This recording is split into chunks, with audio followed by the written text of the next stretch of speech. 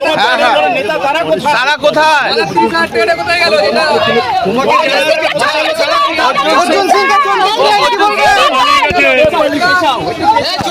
কারা পালিয়ে গেছে? কারা পালিয়ে গেছে? আপনার নেতা পালিয়ে গেছে? আপনার নেতা পালিয়ে গেছে? তাদের নামটা কি? তাদের নাম কে চুরি করেছিল?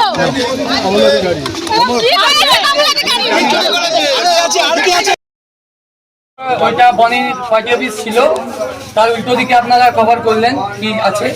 এইটা হলো ওর কোয়ার্টার। রেলের কারেন্ট নিয়ে এসি, ফ্রিজ, ওয়াশিং মেশিন কি না নেই, রেলের কারেন্টে চালাতে পারে, সব চলতো এতদিন তো চলতো।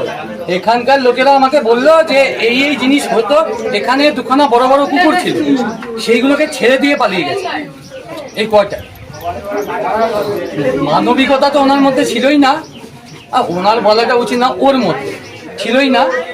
এই কোয়ার্টারগুলো এই আশেপাশের যারা লোক আছে তাদেরকে একবার জিজ্ঞেস করলে আমার মনে হয় ভালো হয়, আমার থেকে ভালো তারা বলতে পারে। তারা যদি সত্যি থাকে তাহলে যদি বলে তাহলে ভালো। কেন ফোন করছে এত?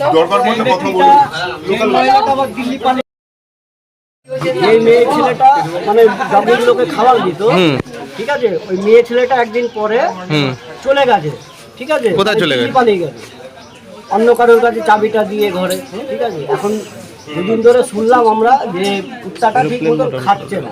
আমি বললাম যে যাদের দায়িত্ব দিয়ে গেছে তারা ঠিক মতন খাওয়াও, যদি না খাওয়াতে পারো তাহলে বলো, আমরা সেভাবে পুলিশ প্রশাসনকে জানাবো।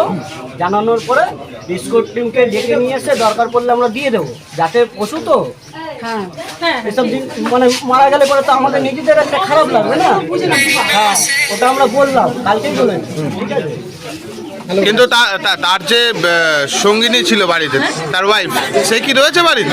তার ওয়াইফও পালিয়ে গেছে এবং শুনলাম যে কালকে না পরশুদিনকে থানায় নাকি দেখাও করতে গেছিল। তার সাথে আর একটা ছেলে ছিল, তার নাম হচ্ছে তোমার বাবু, টাইটেলটা জানি না। বাবু সে মানে বহুত রংবাজি, মানে বহুত রংবাজি করেছে, ঠিক আছে। আমাদেরকে মেরেছে, বাড়ির সামনে মেরেছে রাত 11:30টার সময়, আমাকে নিজে মেরেছে, ঠিক আছে। রাত 11:30টার সময় আমাকে নিজে মেরেছে। আপনাকে মেরেছে? বলছে আপনি বিজেপি করেন দেখে? আমি বিজেপি কোনো করি। আমাকে বলছে যে তুই বেশি উঠছিস তোর ঘুরি বার করে দেবো। আমরা কোথায় উঠছি? তখন তো আমাদের কোনো ক্ষমতাই নেই, ঠিক আছে।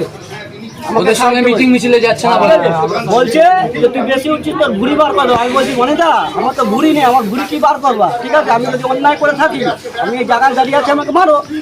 এই যে যুব নেতা এতদিন চমক দেখানোর পরে আজকে কোমরে দড়ি বেঁধে তাকে আসামি, যেরকম ভাবে সিনেমায় নিয়ে যায় পুলিশ, সেরকম ভাবে তাকে টানতে টানতে নিয়ে গেল। আমরা খুশি, এই 3 নম্বর ওয়ার্ডের প্রত্যেকটা মানুষ পুরো খুশি। আর একটু ভালো হতো, যদি আমাদের পাড়ায় ঢুকতে পারতো, ঠিক আছে, আরো মানে খুব খুশি হতো পাড়ার মানুষ, বুঝতে পারতো যে 3 নম্বর ওয়ার্ডে কি করে গেছে।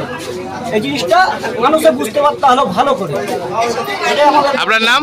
আমার নাম আপনাদের এলাকায় আমার মুরগির দোকান ছিল, আমি মুরগির দোকান চালাতাম, আমি হাপনের সাথে বসতাম উঠতাম বলে সেইখানে, তখন আমি বিজেপি করি 2021-এ।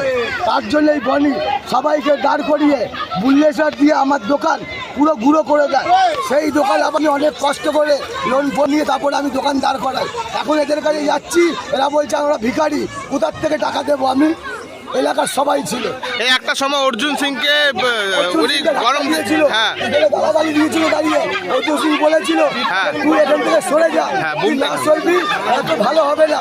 কোমরে দড়ি পরে তাকে নিয়ে যাচ্ছে আজকে। তো ডাকাত তো কত বড় ডাকাত, প্রতিটা কোয়ার্টার বেচে বেচে টাকা নিয়েছে সবাই এর কাছে।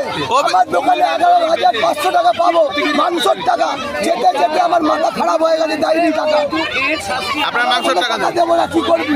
এরকম বলতে হবে। তোলাবাজি করতো।